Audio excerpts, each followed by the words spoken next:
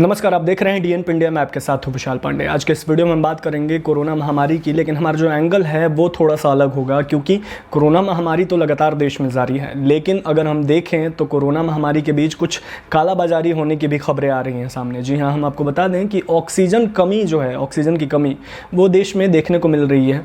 ऐसे में ये गंभीर जो है, बहुत ही गंभीर बात है, जिसको लेकर प्रधानमंत्री नरेंद्र मोदी ने भी ऑक्सीजन पर समीक्षा की थी, ऑक्सीजन की संकट पर समीक्षा की थी।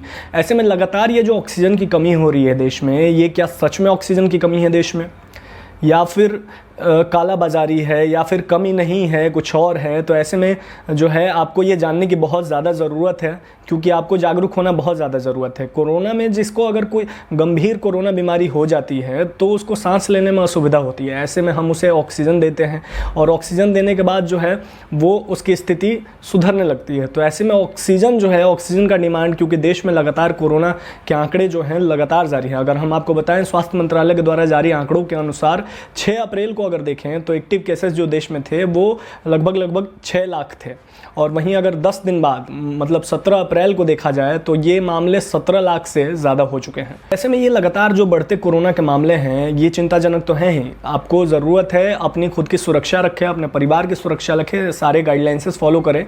और आप देखिए कोरोना ऑक्सीजन पर हमारी ये रिपोर्ट देखने के बाद आपको सारी जो है बातें आपकी क्लियर हो जाएंगी और आप समझ जाइएगा कि क्यों आखिर देश में ऑक्सीजन की कमी चल रही है। देखिए रिपोर्ट।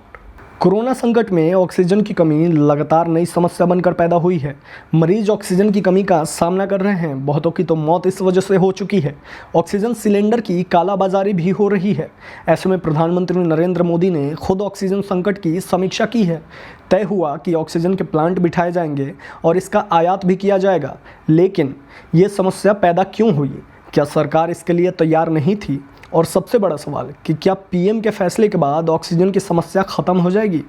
इसमें संदेह नहीं है कि गहराते कोरोना संकट के बीच मरीजों के लिए ऑक्सीजन की ज़रूरत और मांग दोनों बढ़ गई है।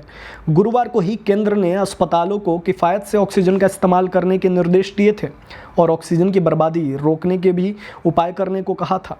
1 लाख मरीजों के लिए ऑक्सीजन की ज़रूरत को पूरा करने के लिए ज़रूरत को भी 2 श्रेणियों में बांट लेते हैं। एक श्रेणी आईसीयू के मरीजों की होगी तो दूसरी श्रेणी गैर आईसीयू के मरीजों की होगी।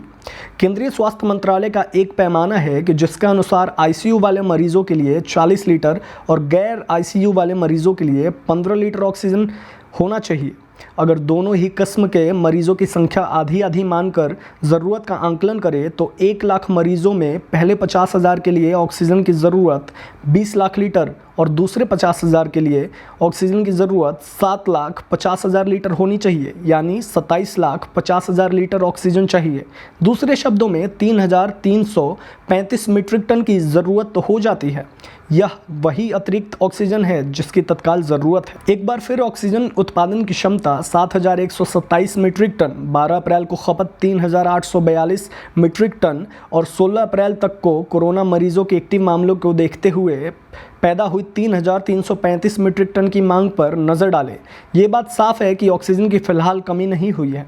ऐसा इसलिए कि हमारे पास 14,000 मीट्रिक टन ऑक्सीजन का स्टॉक भी स्टील कंपनियों के पास है, मगर 1 हफ्ते के भीतर वास्तव में ऑक्सीजन की कमी उत्पादन और वितरण स्तर पर महसूस की जाने वाली है, ये भी तय है। यही कारण है कि प्रधानमंत्री ने अगले 15 दिनों के हालात का आंकलन करते हुए ऑक्सीजन की उपलब्धता की समीक्षा की है। उन्होंने आने वाले समय में पूरे 2 हफ्तों के दौरान ऑक्सीजन की बढ़ने वाली मांग को ध्यान में रखा है। सरकार के सामने चुनौती है कि वो 2 हफ्ते के भीतर ही 50,000 मीट्रिक टन ऑक्सीजन का आयात भी करें और इसी दौरान नए अस्पतालों में ऑक्सीजन प्लांट का निर्माण भी करें। लेकिन क्या ऐसा कर पाना मुमकिन होगा? देखते रहिए डीएनपी इंडिया तमाम अपडेट्स के लिए। धन्यवाद।